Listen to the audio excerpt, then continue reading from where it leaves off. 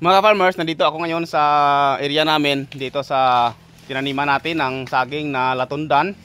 At ang ginagawa natin dito mga farmers ay pinapalinis natin ito sa mga tauhan natin. Kasi itong taniman natin dito ay minsan natin ito napupuntahan at napakabilis na yumabong ng mga damo dito. At ang sigatoka dito mga farmers ay umatake dahil yung kabilang area na dyan, nandyan sa kabila, pinabayaan na yan ng may-ari, kaya yung sakit ng saging na sigatuka ay masyadong malala dyan, kaya nagsilipatan dito sa ating tanim na saging.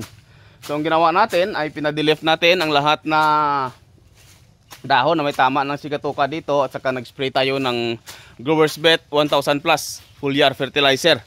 So sa ngayon, medyo maliwalas na dito. Pinagapas na natin ang mga damo at nakikita natin dito ang mga bunga ng saging natin.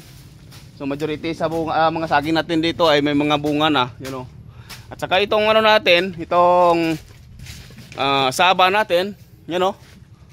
Yan, nakita natin ang ang bunga niya, oh. Yan. Tingnan niyo, napakalaking puno ng saba. Ito ay tinanim ko lang ito dito sa gitna ng ating tanim na latundan. So yan, dito. So ito na ang status ng saging natin dito. Ang mga dahon na may tama ng sigatuka ay nakatanggal na natin. At saka so itong area nga pala ito mga farmers ay nirentahan ko lang ito. Bali mga siguro nasa 2,000 square meter ang kabuuang area dito.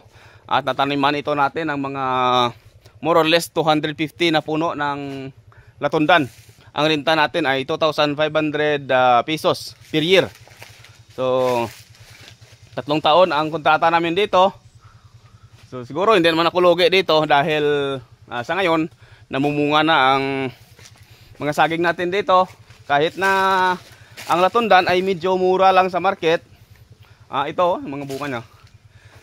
Hindi man masyadong mahal ang presyo ng latundan, pero ang bawi lang natin dito ay hindi siya masyadong maalagain. Hindi siya masyadong sensitive. Although na inaatake siya ng mga sakit tulad ng sigatuka, pero hindi siya masyadong masilan. Tulad nito, namumunga pa rin siya. Although na yung mga dahon niya ay pinagtatanggal dahil sa sigatuka.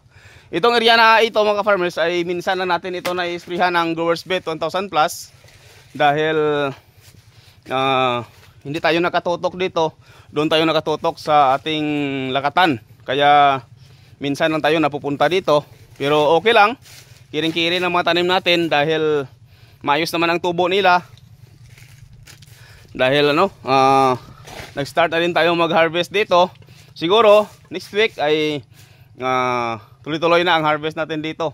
So yan lang, update dito sa mga tanim natin na latundan. So kahit paano ay malusog ang mga tanim natin dito. Dahil sa sobrang ulan na talaga. Higit higit 1 month na yung tuloy-tuloy na ulan dito. Kaya ang saging natin kahit na pang gawin natin dito ay atakihin talaga ng sigatuka. Pero yun lang, napapataas natin ang resistensya ng ating tanim dahil sa ginagamit natin na Growers Bet 1000 Plus foliar fertilizer.